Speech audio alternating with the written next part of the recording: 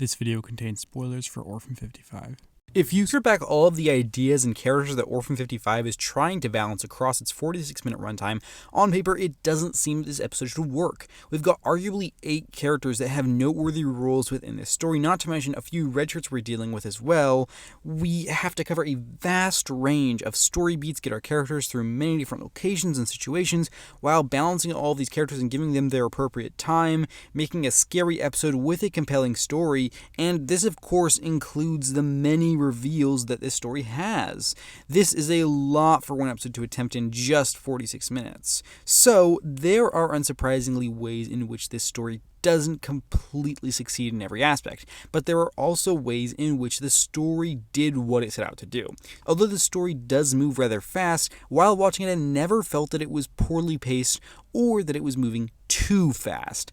I like the note that we start off on inside the TARDIS. It was a very enjoyable, albeit brief moment that transitioned well into the proper story taking place at Tranquility, and it really is only about 3 minutes before the audience is shown that there was something wrong with this place, as one would expect for a Doctor Who story. And from here on out, things move at a steady pace throughout the story, while still managing to give nice, simple moments between the characters from time to time. Like Arachnids in the UK from Series 11, Orphan 55 is also trying in part to be a scary episode. And like that episode, it actually starts off rather well in that regard, albeit in a slightly different fashion. We get some great imagery with the dregs in their initial appearance towards the beginning of this episode. They're shown in the dark with some great shots of their mouths, so we never get a full picture of what these creatures look like.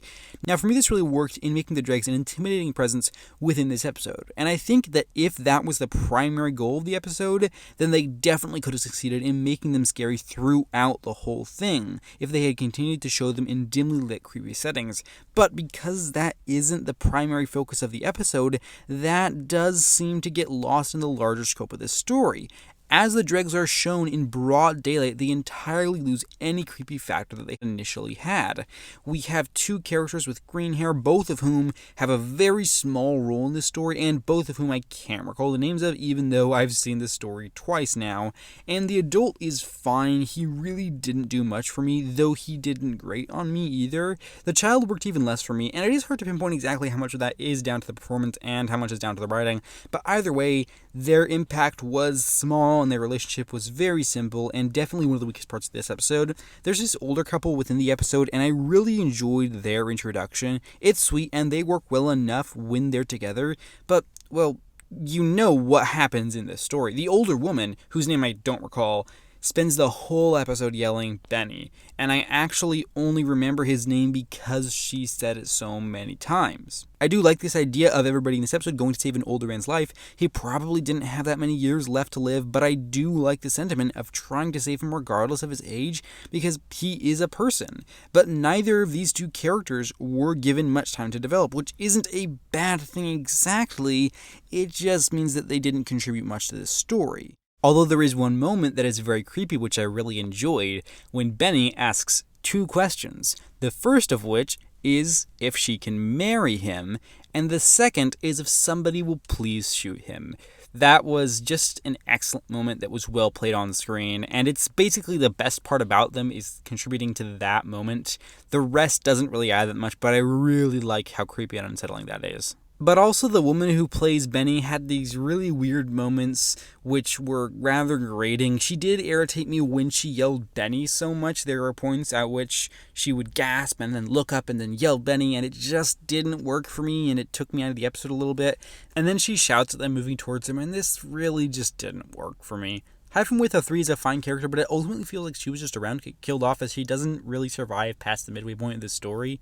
Of the companions, I think Ryan did get the most to do within this episode, and I really did enjoy him. Dawson Cole is quite good in this part, and I liked seeing him get a bit of a spotlight here. And him and Bella have some rather good chemistry within this story, and it's pretty clear within the episode why exactly they do have this connection, because they do share some things in common. And I did like the character of Bella, and for the most part, she works for me within this episode. The actor does a good job with this part, especially during the scenes that demand a little bit more from her. It's a little surprising, actually, how well she did for a part that ultimately wasn't that large, but I have to admit that there are points in this story at which the episode doesn't totally feel original and doesn't entirely land what it is going for. For one thing, we do find in one of the many reveals of the story that Bella is the daughter of Cain, and it is admittedly a surprising reveal, and for a little bit it's interesting, but the episode doesn't have a lot that it actually does with that revelation, and the things that it does do don't completely work.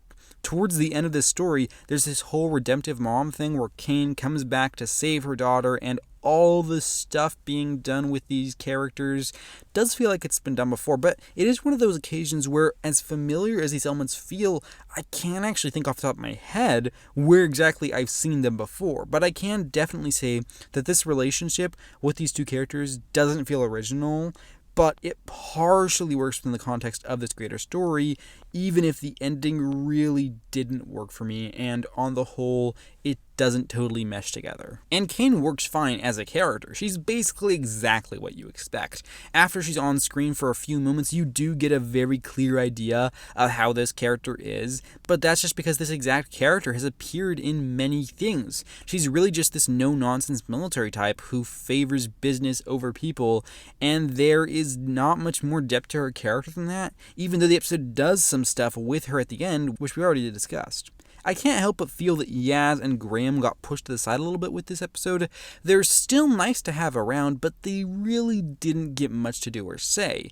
Yaz a little bit more than Graham, actually, because he did have that one small part of the episode where he was worrying about Ryan. But on the whole, those two really do get the short end of the stick this time around.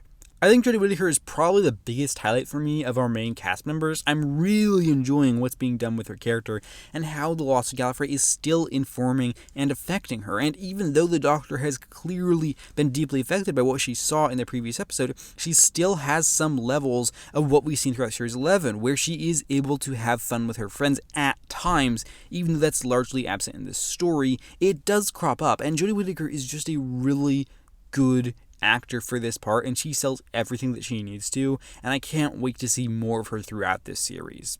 I think now it's time for me to talk about the fact that Orphan 55 was actually Earth all along. While I will say that this twist has been done before, I actually think that it was mostly well executed within this story. The actual reveal when they find the Russian writing underground was rather effective, and it put the whole story into a different context, and you started to see what this story was actually doing. Once you figure out this story's actual purpose, highlighted in the brief monologue at the end, you get the sense that this episode actually had a reason for existing. And up until that point, it seemed that it was doing something else, which in part it was. It was trying to be a scary episode, but the larger goal of this story was to give a message about the effects of global warming on our planet and on ourselves.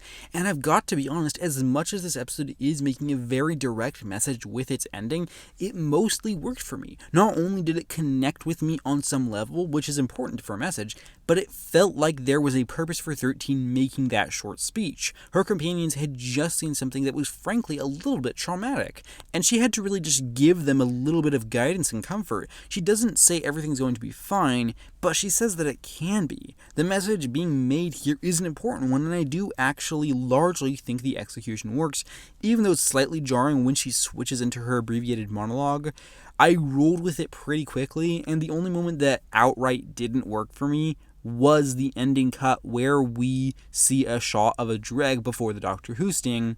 The editing just doesn't feel entirely natural, and although I'm not entirely sure how the episode should have ended, I don't think that final shot was it.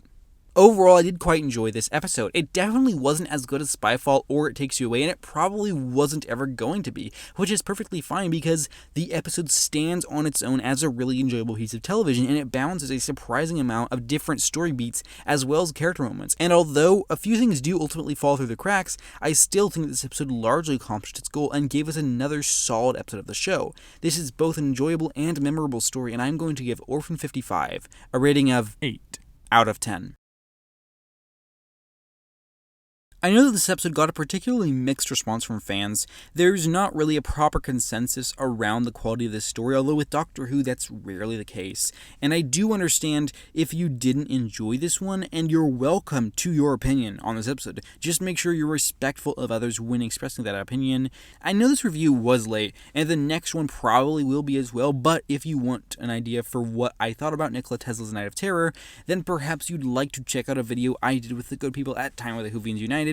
We discussed what we thought about the episode and what did work as well as what didn't, and I do hope that you give that video a watch because it was good fun to record. I won't have a first impressions out for episode 4, so I highly recommend checking out that video if it sounds like fun to you, and of course, inevitably, I will have a review of the story in depth on this channel as soon as I can get around to it. Also, I just reached 100 subscribers, which is absolutely insane, and I have a video planned that I'm going to get out as soon as I can. Thank you very much for that, everybody that has subscribed or even watched one of these videos. It is much appreciated. I'm hoping to get a lot of things to you soon, but I'm really busy at the moment, so we'll see how those go. Yeah, as always, I hope to see you around soon for more Doctor Who reviews and discussions, particularly my 100 subscriber special, as well as my review for Nikola Tesla's Night of Terror. But that's about all I have to say for now. So I do hope to see you around soon, but if not, just know that I appreciate your time here today. And with that said, thank you very much for watching. Take care, and have a lovely week.